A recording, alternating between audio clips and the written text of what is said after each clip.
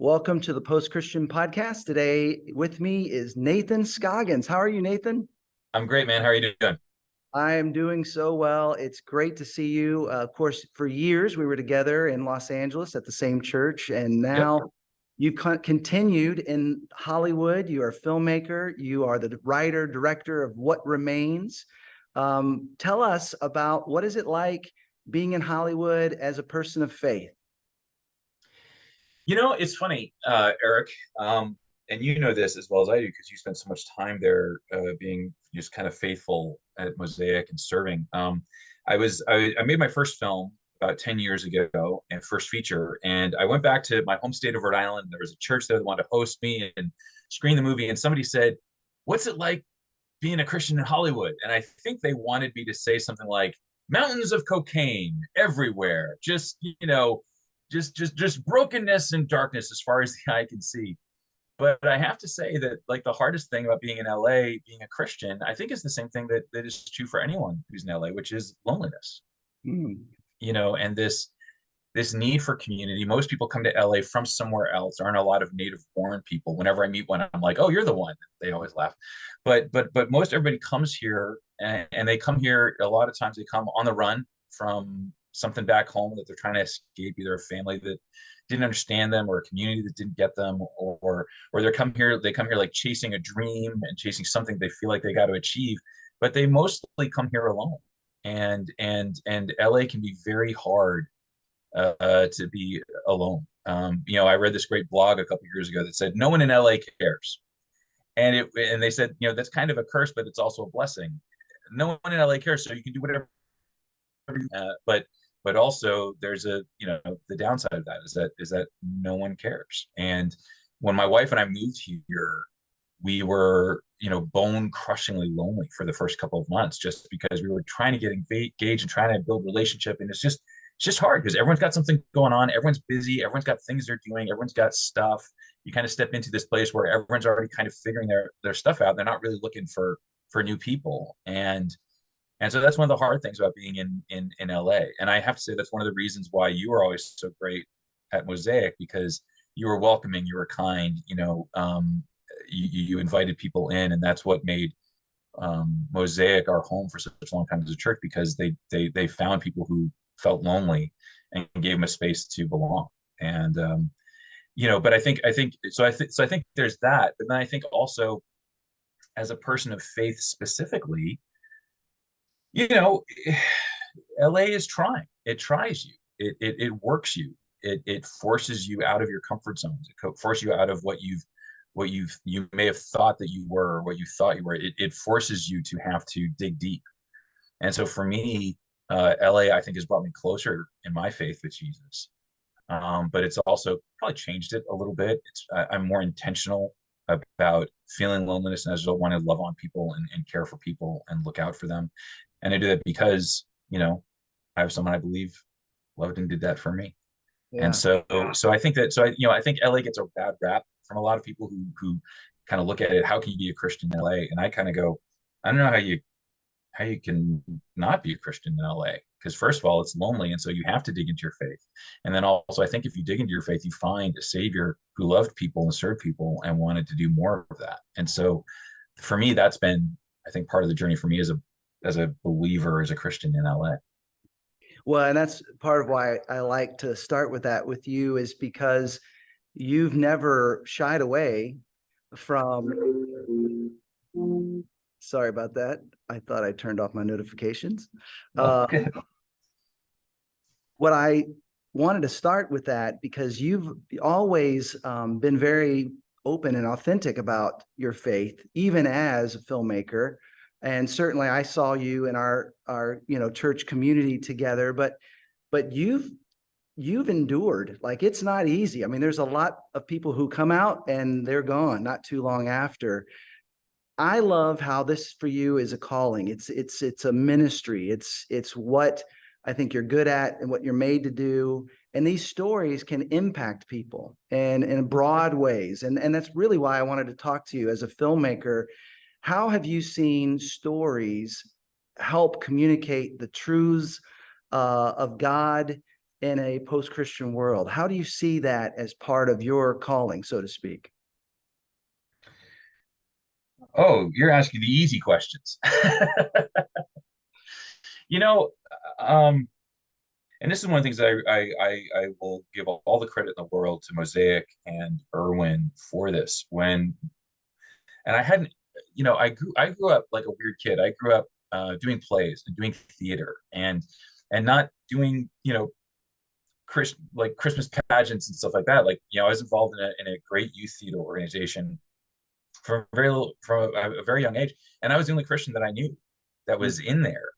And we were doing complicated plays and we were asking hard questions. And as a kid, I found myself sort of being forced to ask these questions because I was in a youth theater that wasn't spiritual, that wasn't religious at all. And yet, I just had this burning in me to be involved in writing and in acting and producing. So, I felt this disconnect between my faith journey and who I was, at church on Sunday with my parents and with those people, and then in theater. And I kind of felt this disconnect. And it wasn't until I got to Mosaic and I heard that this idea that creativity is a natural result of spirituality, that we are creative people. And because we are creative people, we are also spiritual people, and they are connected to each other, and that the one kind of leads to the other. And for me, that was incredibly freeing as a storyteller because it meant that this thing that I've been passionate about since I was a kid of TV and movies and plays and all that kind of stuff was like, oh, that's actually good. That's actually okay. There's something divinely inspired about that. And so Mosaic was a place where we came and I kind of thrived finding other people that were also trying to live an integrated life, a whole life, a holy life, if you like.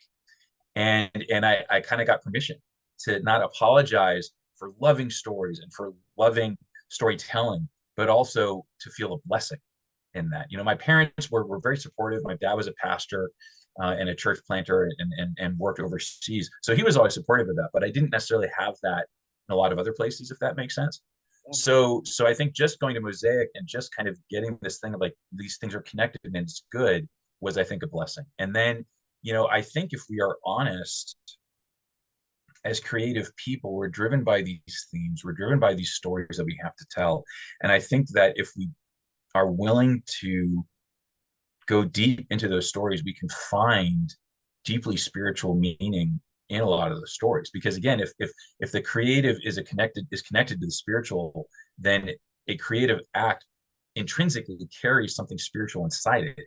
And then it's the responsibility of the artist to dig into his or herself and try to plumb that depth. And so for me, in ways probably both intentional and unintentional, I've sort of formed these actions over the years of what art is. And one of the things I think that is true is that art is confession. And certainly my Catholic friends who place such an importance on confession that becomes a sacrament, understand that. But I think there's something deeply confessional about art when it's honest and when it's and when it's unafraid to ask questions. And I think if art is honest and unafraid to ask questions, there's just spiritual stuff you find. And so it's funny, Eric, the very first short film I made it Mosaic. And it was about a prison convict who breaks out of prison. Remember that And one? you remember that Midnight Clear. And he's on the run. He breaks into this house during a rainstorm.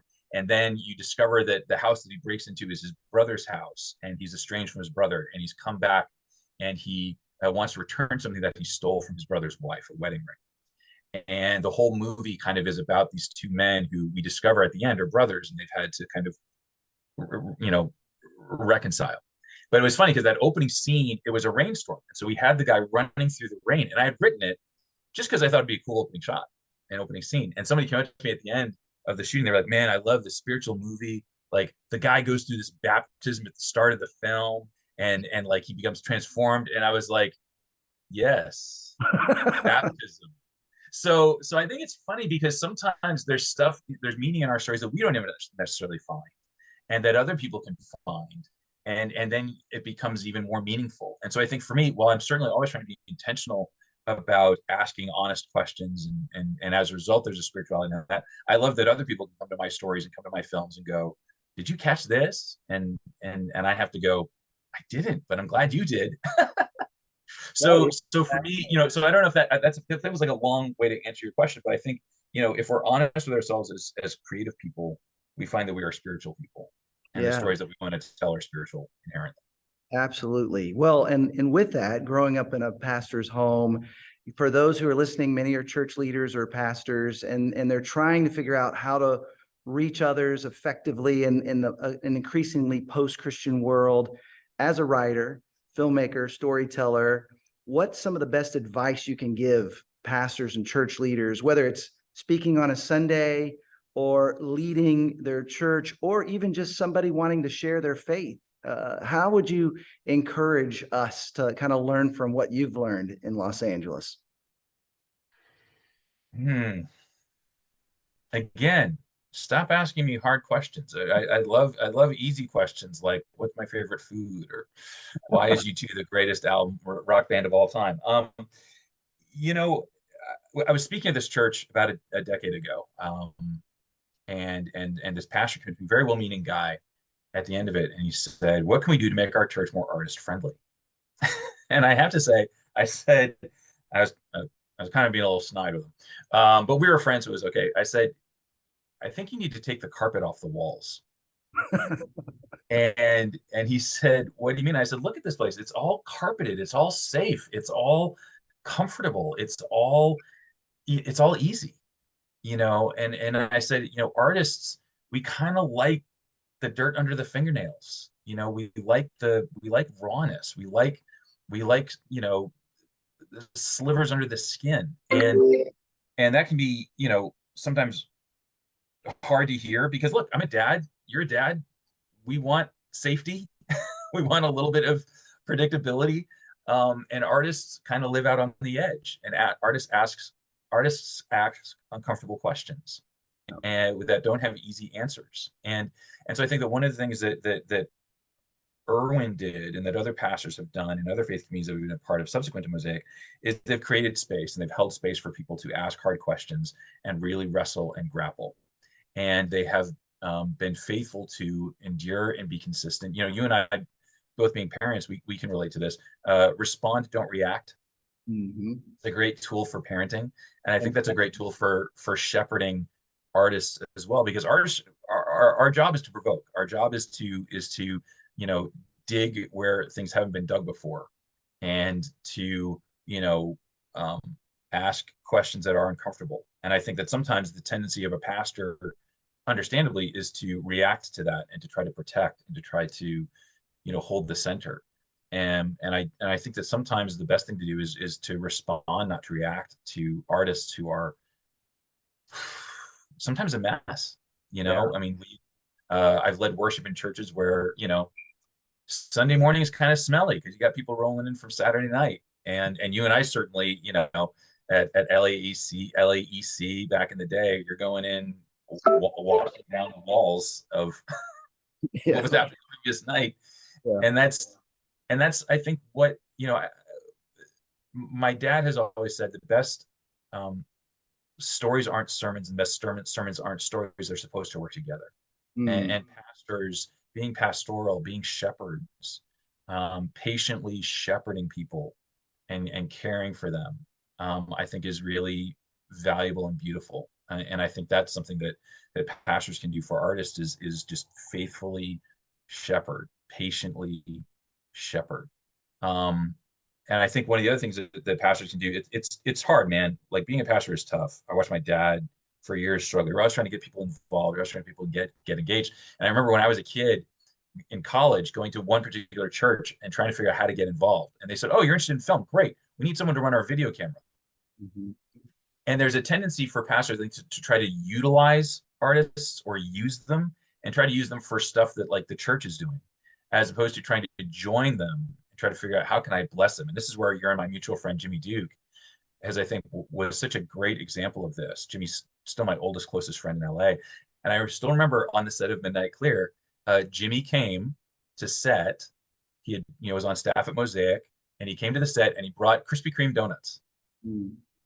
and everyone just like, this is like when Krispy Kreme was like the thing. And All right. It was brand new then. Yeah. yeah, it was brand new and everybody freaked out. And he just brought Krispy Kreme donuts and he was just there to kind of serve and listen and hear and be a part of it and not intrude, but care for people. And Jimmy, I think, is just a great example of somebody who's worked pastorally, who has shepherded people, shepherded artists and cared for them and loved on them, and not tried to use them for what the church is trying to do, but who has tried to engage with them and try to figure out how to help them do what they want to do. And I Yeah. think that that's one of the best things that pastors wanting to engage with artists can do is how can you help and serve them and serve without trying to use them? Because I think that, look, the best art, I don't know how to use the Mona Lisa, but I know how to appreciate it. That's good. And if it's true what Paul says about us in Ephesians 2, we are God's workmanship, we are God's masterpieces, then God's not trying to use us. He's crafting us. He appreciates us. And Yeah. I feel like if pastors can figure out how to do that with artists, I feel like we can create a space in the church where artists can feel like, oh, I can come and be. That's great. Well, yeah, I think that's a wonderful thing that you're talking about, even this authenticity of being open and vulnerable, creating space for questions. Your latest film, I'm excited to see it. What Remains? Anne Heche is part of it. You wrote an article that Yeah. really went global because of your Yeah. experience with her just after the tragic loss of her life. Talk about What Remains and why this is a great opportunity for folks to not just come, but maybe bring somebody that they're in relationship with to have spiritual conversations. Like it looks like a really meaningful story. It is. And like all stories, it's very personal to me in that it was an expression of a question that I was trying to think through, which is, I love that verse in the Bible that says, faithful are the wounds of a friend, but an enemy multiplies kisses. Mm. This idea that sometimes the relationships that are closest to us can hurt us, Mm. but they're honest. Whereas an awful lot of relationships are surface level. They blow kisses, but it's not worth the air it's being blown on. Right. And an extension of that for me is this question that I've been interested in for a long time, which is truth and honesty, which is honesty and loyalty. When are we loyal to someone and we overlook their stuff? And when do we tell them the truth about stuff? What are we loyal to and what are we honest about? And they aren't necessarily the same thing. Mm-hmm. And I was interested in that world because I was dealing with some issues in my own sort of extended family. And at one point, somebody kind of close to me asked me this question: whose side are you on anyway? And I had to think about, gosh, if someone came to me and said, I've done a horrible thing and I need you to help me cover it up, would I do it? Would I be loyal to them or would I want to tell the truth? And there are people who would say, listen, you're loyal. And there are other people who would say, you should be honest. And I was really interested in the fact that both of them were right. And so what emerged out of some deeply kind of personal thinking about this was the story of a husband and a father who's a pastor in a small town, played by Cress Williams in the movie. And he chooses to forgive the convict who murdered his wife 5 years before in a home break-in. Mm-hmm. And so he chooses to forgive the convict played by Kellen Lutz from the pulpit. And then 5 years later, Kellen gets out of prison and basically comes back to the town to understand why the pastor would do this thing for him. But the pastor has a son who is not at all interested in forgiving this convict and is in fact estranged from his father. And so the three of them kind of form this really painful relationship while Anne Heche plays a sheriff who's investigating a murder that may be related. And so you've got kind of I was just on the marketing call today with somebody, and he was talking about how all four of these characters are living in response to faith in some way, right? This pastor who's kind of it's his job to be a forgiving, kind person is sort of forced to, put his money where his mouth is to an extent. Can I actually live out what I say I believe? And the son who's kind of on the run from that faith is sort of forced to confess that. And the convict who's experienced this moment of grace has his own questions about it. And the sheriff, who, as you discover in the movie, has walked away from her faith, is also grappling. So you've got all these characters kind of wrestling with the cost of forgiveness and the cost of unforgiveness. And we do it in this kind of really Southern Gothic, kind of a suspenseful thriller kind of a world. But it really is kind of rooted in this question of, what do we forgive? What do we not forgive? And what's the cost? And to me, I think that's a really spiritual, deeply, Christian question, that audiences seem to be responding to. And it's funny because Anne came into the show, not Christian. I don't think she would have said, but she grew up with it. And we had just some beautiful moments of connection all the way through the filmmaking. And we laughed together, we talked deeply together, prayed together, and shared together. And I, on our show, she was, I think, able to experience some grace and some peace. And that mattered. That mattered. It totally mattered. Well, thank you for what you do to share these important stories. And I highly recommend seeing What Remains. It's in theaters in December. Nathan-Scoggins.com is where you can find Nathan. You can also follow the film and on Instagram at What Remains Film. Thank you so much, Nathan. Keep up the great work. Thanks, Eric. Appreciate you and everything you do, bud.